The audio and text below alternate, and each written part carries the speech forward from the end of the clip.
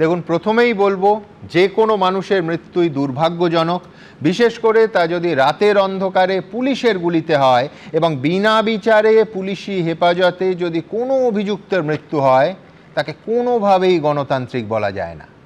কিন্তু এটাও তো পাশাপাশি বলতে হবে যে দিনের পর দিন যারা ধর্ষণ, নারী নিগ্রহ, বেআইনি অস্ত্র ব্যবসা, মাদক কারবার চালিয়েছে, মাত্র 12 বছরে নিজের ছেলের বয়সী একটা মেয়েকে ধর্ষণ করে দুমড়ে মুচড়ে ওই ছোট্ট শরীরটাকে 35টা ক্ষত তৈরি করে বস্তাবন্দি অবস্থায় জলে ডুবিয়ে খুন করেছে যারা, তারা আদৌ সভ্য সমাজে বেঁচে থাকার যোগ্য কিনা সেটাও ভাবতে হবে। দেখুন, ভারতবর্ষের আইন, সুপ্রিম কোর্টের বিভিন্ন সময়ের রায়, সুপ্রিম কোর্টের প্রাক্তন প্রধান বিচারপতি ভেঙ্কটচালিয়ার, সব রাজ্যের মুখ্যমন্ত্রীদের লেখা সেই চিঠি, সর্বত্র পুলিশের আত্মরক্ষা করতে গুলি চালানোর অধিকারকে স্বীকৃতি দেওয়া হয়েছে। কিন্তু পাশাপাশি বিচার করে কাউকে দোষী সাব্যস্ত করে শাস্তি দানের অধিকার তো একমাত্র আদালতের। পুলিশ কখনো কোনো অবস্থায় গুলি চালিয়ে আইনত শাস্তি দিতে পারে না, এটাও একেবারে স্পষ্ট করে বলতে হবে।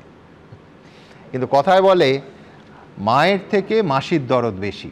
প্রভাস মণ্ডলের কেসে সেইটা হচ্ছে কি না আপনারা বলবেন, তবে আমি বলবো এবং দেখাবো প্রভাসের সব থেকে নিকটজন তার জন্মদাত্রী মা এবং তার স্ত্রী জোর গলায় অন ক্যামেরা বারবার গতকাল এবং আজকেও যা বলেছেন, তাতে প্রভাসের মৃত্যুতে কিন্তু চোখের জল ফেলা বেশ কঠিন হয়ে যাচ্ছে। আমি প্রথমে দেখাবো মা সন্ধ্যা মণ্ডল ঠিক কী বলেছেন।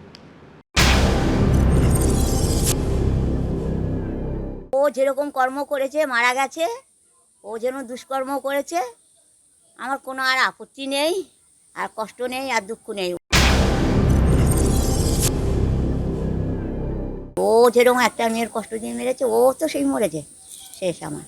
আমরা আনবো না, আমার কেউ নেই, আমি আনতে পারবো না, আমি ওর দেখতে পারবো না, আমি ওর আর কিচ্ছু করবো না।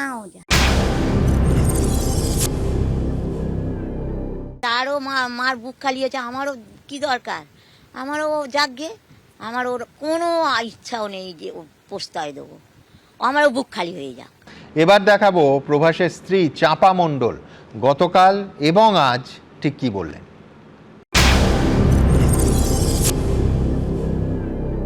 এরকমই আমার বিয়ের পরেও আমি নোংরামও দেখেছি, অনেক অত্যাচার করে আমি এখন সংসার করছি। তো এটা আমি মানে মেনেই নিয়েছি যে ও করেছে। ও অন্যায় করেছে, ও দোষ করেছে, ও হচ্ছে গুলি খেয়েছে, এটা বলার কিছু নেই। যেরকমই আমি শুনতে পাচ্ছি ওই রকমই ছিল, করতেই পারে, আমি বিশ্বাস করি হয়তো করতেই পারে, কেননা এরকমই ছিল আর কি, এরকম আগে এরকমই মানে ছিল, সেই জন্য বলতে পারি। ও দোষ করেছে, মৃত্যু হয়েছে, এতে আমার কিছু বলার নেই। যে অন্যায় করেছে সে তার শাস্তি সে পেয়ে গেছে। সুতরাং হ্যাঁ, নৈতিকভাবে এনকাউন্টার নিয়ে আমার প্রশ্ন ছিল, আছে, থাকবে। কিন্তু প্রভাস মণ্ডলের মৃত্যুতেও চোখের জল ফেলবেন, আর 12 বছরের একটা মেয়ের ধর্ষণ আর খুনেও একই রকম চোখের জল ফেলবেন, এটা তো হতে পারে না। প্রভাস মণ্ডলের মানবাধিকারটা দেখব, আর ওই বাচ্চা মেয়েটার বেঁচে থাকার অধিকারটা ভুলে মিছিল করব, ক্লাস 6-এর ওই মেয়েটার মানবাধিকারটা দিব্যি ভুলে যাব, এটা দিনের পর দিন চলতে পারে না। কামদুনির সেই প্রতিবাদী মৌসুমী কয়াল আমার সঙ্গে স্টুডিওতে আছে, মানবে আমার কথা?